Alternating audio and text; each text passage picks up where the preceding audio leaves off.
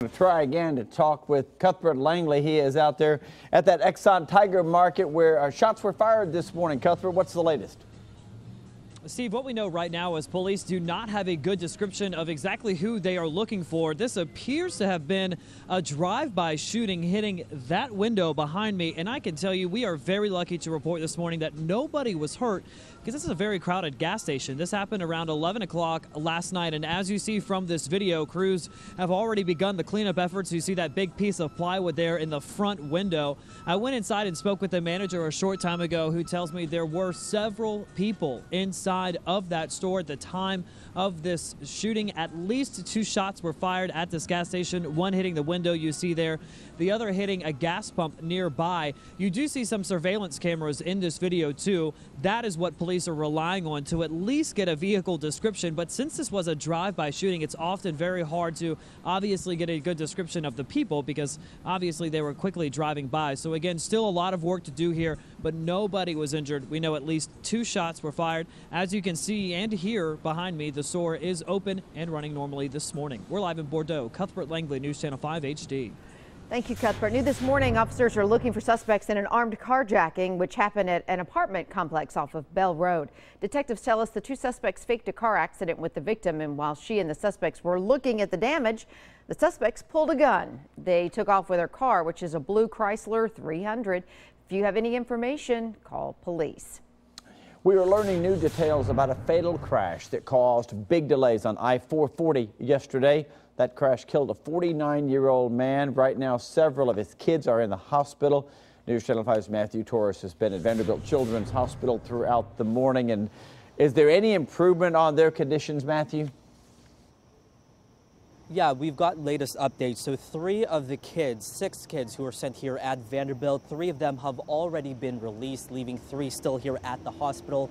Now, Steve, what is heartbreaking about this is that the man killed in yesterday's head-on collision is the father of 3 of the children. The others are his nieces and a nephew. That man is 49-year-old Hussein Al-Sarhan. Take a look at video from Sky 5 yesterday. Metro Police say that yesterday afternoon, a driver traveling westbound tried to avoid hitting a vehicle who swerved into his lane, and as a result, the driver lost control, drove across the median into eastbound traffic, and crashed right into Al-Sarhan's van. With him, again, 5 children had non-life-threatening injuries. Also, one of his nieces, an 11-year-old, was critically injured, but we learned she is now stable.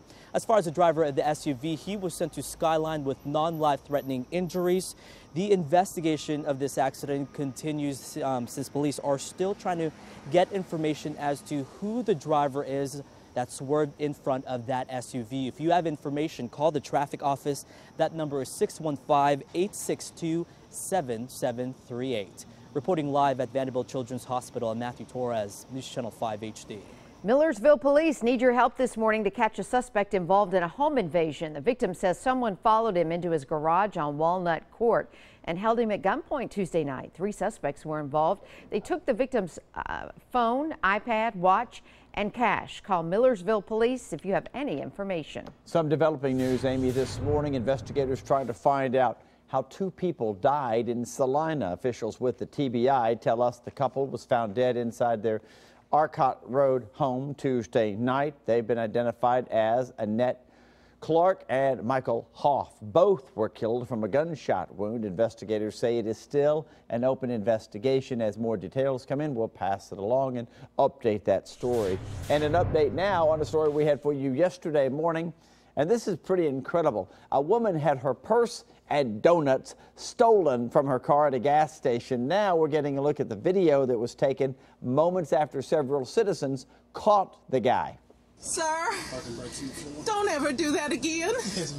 In the name of Jesus, you don't have to do that. If you would ask me for anything, I would have helped you. She would have given him the donuts. Tempra Mosley was at the Tiger Market there on West End when she left her passenger car door open to get a case of water. Before she knew it, someone had reached in, made off with the purse and a dozen donuts on the front seat. Well, Tempra said chased him down. So did 3 strangers. They restrained Izell Graham, held him until the police showed up. He's now facing several charges, including 3 counts of robbery, and police think he's connected to other thefts that had happened in the area. New this morning, 4 people are wanted for using stolen credit cards. Police say they robbed a man back on July 26th on 3rd and Commerce Street. The victim says he was hit from behind, and when he woke up, his wallet and credit cards were gone. Police say the stolen cards have been used at several locations in the Nashville area. If you have any information about who these people are, give Crime Stoppers a call, 615-74-CRIME.